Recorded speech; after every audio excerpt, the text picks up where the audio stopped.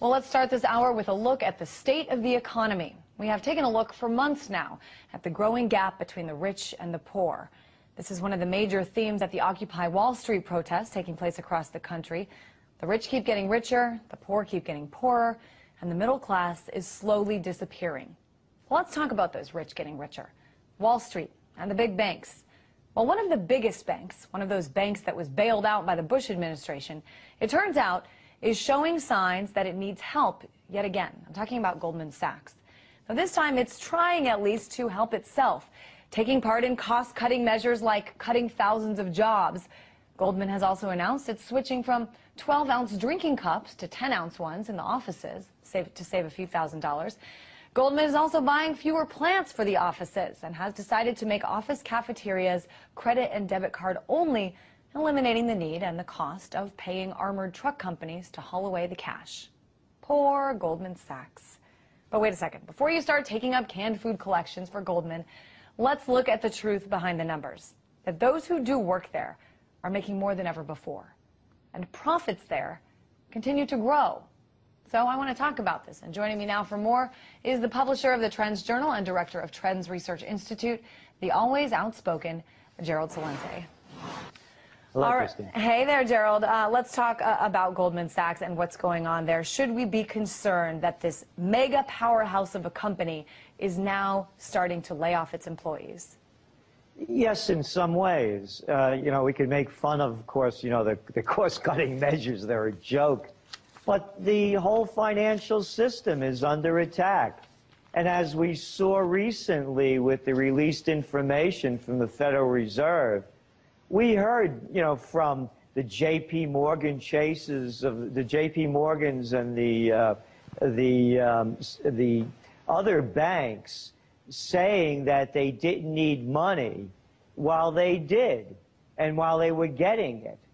So we saw that they're hiding a lot of what they're saying in public, and things aren't as good as they claim to be. There have been a lot of bad bets made out there. We saw volatility in the market this summer like no one's ever seen before. And now we're going into the volatile season. So, yeah, I think we should be worried about Goldman Sachs. We should be worried about Morgan Stanley. That was the one I was thinking of, and J.P. Morgan Chase, who in 2008 and 2009, at the height of the financial crisis, was saying their balance sheets were solid, while the Federal Reserve is pumping hundreds of billions of dollars worth of loans into them. But on the flip side, Gerald, we hear companies like Morgan Stanley, like Goldman Sachs, nobody can forget, I think, shortly after being bailed out, under TARP, Goldman Sachs was handing out huge bonuses to his executives, its employees, and just last week, or earlier this week, Goldman Sachs won a dismissal of the case that some of the people brought against it for doing that. What do you think that says? It's hard to not feel that this company is not crying wolf. Well, again, the dismissal of the case. The system's rigged. It's justice for only just us. That's how they got the name. These people's heads don't roll. So that's a whole different one. But yes, they may be exaggerating their plight. But on a much grander scale, whether it's Goldman Sachs gang or the Credit Suisse swindlers or the Citigroup criminals, you name it, they're all in trouble. Look at the downgrades that we saw hit the banks just a few weeks ago, not only in the U.S., but around the world. So, yeah, Goldman Sachs may be crying the blues in trying to ease the pain of public hate against it. After all, remember Lloyd, I'm doing God's worth blank fine, has made a lot of enemies. So that may be a charade, but the big picture is this thing's going down. It's still hard for me to believe, but it seems to me, Gerald, that you're saying I shouldn't be shocked that Goldman Sachs, won this dismissal of the case.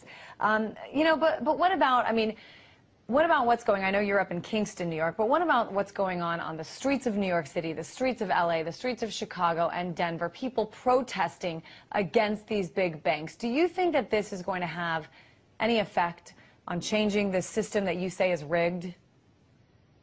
Not right away. It's the beginning. And by the way, I don't know why people are so outraged at the behavior of the police on Wall Street.